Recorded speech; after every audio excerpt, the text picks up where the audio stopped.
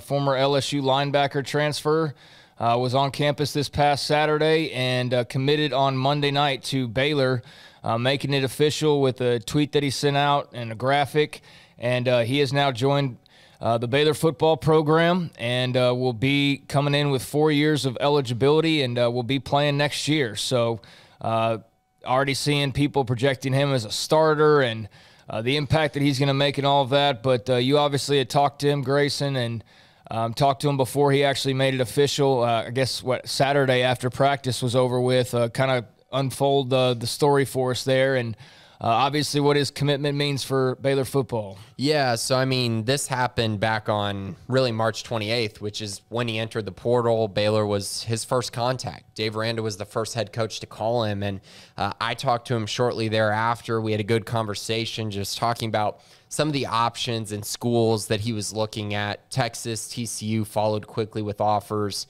And it ended up being between those three schools. And truthfully, it probably really ended up being between Texas and Baylor. But I think as things progressed, Baylor got his first visit, and I think he had that date circled because of his relationship with Dave Aranda during their time at LSU.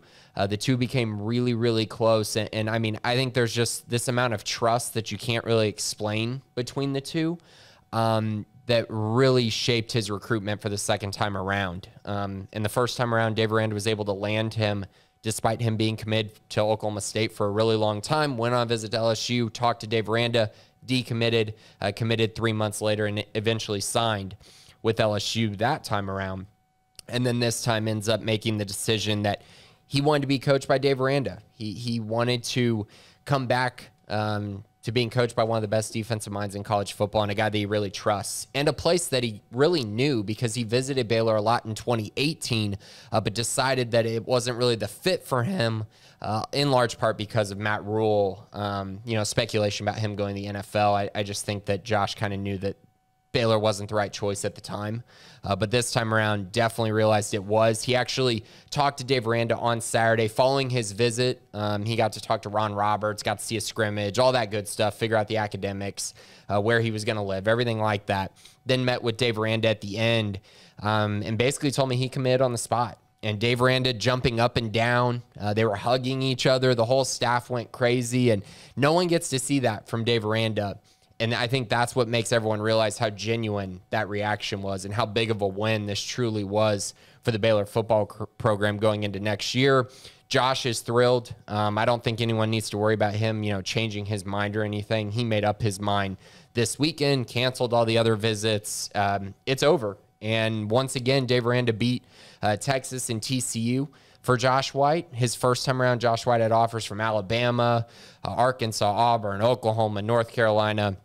I mean, pretty much you name it, was a consensus top 150 player in the country, and comes to Baylor and is going to give Baylor arguably the most athletic linebacker they have ever had in school history. Now, that's saying something for sure, but when you look at kind of what he did at LSU, he's gotten measured at 22.1 miles per hour in a practice. Though that number is getting hit by guys like Tyreek Hill, getting hit by some of the elite wide receivers in the NFL. So that shows you the kind of burst that he has on the football field. And I truly think this is going to be a guy that's going to be an NFL guy. Probably won't be at Baylor for more than 2 years. He does have 4 years of eligibility and possibly an extra year due to a medical red shirt since he didn't play last year because of a torn labrum. But I do believe he'll probably be in the NFL sooner rather than later. And so, yeah, I mean, this is a massive pickup, and I believe he will start at the will linebacker position. I don't think there's any doubt about that. So how does that affect the rest of the defense? Matt Jones at Jack, I guess, is what kind of the foregone conclusion would be? I think so. The thing that I have an issue with here is that I like Matt Jones a lot at Jack, but also, we've talked about this a lot. I really, truly think Garmin Randolph has NFL potential, so it's really hard to take him off the field.